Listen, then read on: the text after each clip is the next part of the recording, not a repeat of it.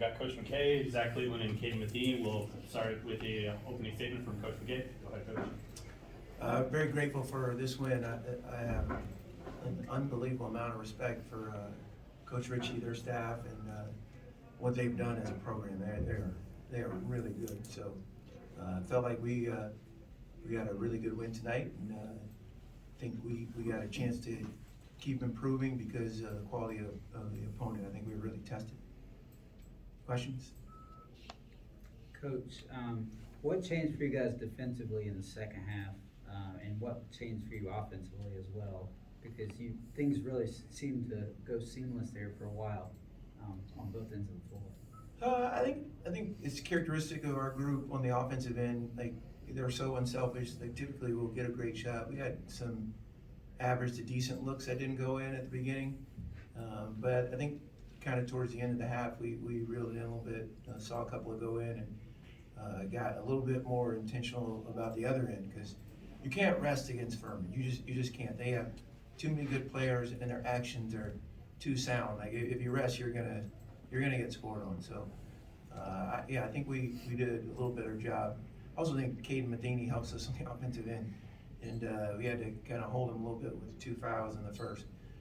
But those were some of the reasons why I think we got in a little bit of a groove. Coach, if my math was correct, over the final 3 minutes of the first half and the first 2.5 of the second half, y'all were on a 20-2 run, bridging those two halves. I know it's a 40-minute game, but how satisfying and important is it to close out a half and then turn right back around and start a second half that way? Yeah, I think that's a great observation. Are you sure it was 20-2? I think so. Like I said, if my math is correct. I think it was 19. Okay. No, I'm just kidding. Trust me, I'm a word guy, not a math guy.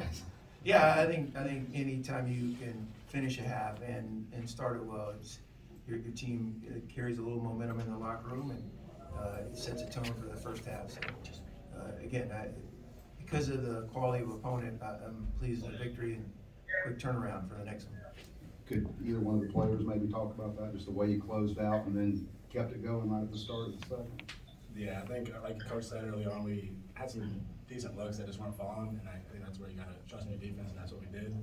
When you get stops, it kind of carries out. You can stay in the game when you're not scoring, so we just trusted our defense, and eventually we got some buckets to go in. So. That's all right. That's fine. You don't want to say anything? No, he covered it. Coach, you're about as many words as you'll get from him. Why did you bring him in? Your bench was able to score 32 points compared to their 8. What was your thoughts on how good your bench was playing tonight? Brody Peebles, I think he leads us in scoring, and he comes off the bench. He'd start at a lot of different places, but I think he plays starters minutes, and he's a weapon. Xander Yates is coming. Gabriel's gotten better. I feel like we've got some depth in our program. They did a really good job of stemming the tide a little bit and maybe further in the gap. Caden, how much does maturity and experience help you in a game like this, even though it's early in the season? But you got a core group of 4 guys that were starters last year. Just talk about that. Yeah, I mean, when you talk about Kyle Road and Shiloh Robinson, 5-year guys in this program, man, they're the best leaders I've ever been around in my life. So when they're on the court, even on the bench, they bring some like a sort of comfort just having them there. They're just, we know how much they mean to this program, and this season, man, we're playing for them. They've done their 5 years in this program. Like, it's amazing. So when we're playing with them, like, it doesn't matter how much we're down, how much we're up. We know we got them to lead us. You made it sound like a jail sentence, 5 years in this program. He's always got some jokes. He thinks he's funny. I might not. How many minutes did you get? I think he said he didn't talk. He likes to say that. I can get talking. John, what do you got? Hey, Coach, congrats on the win.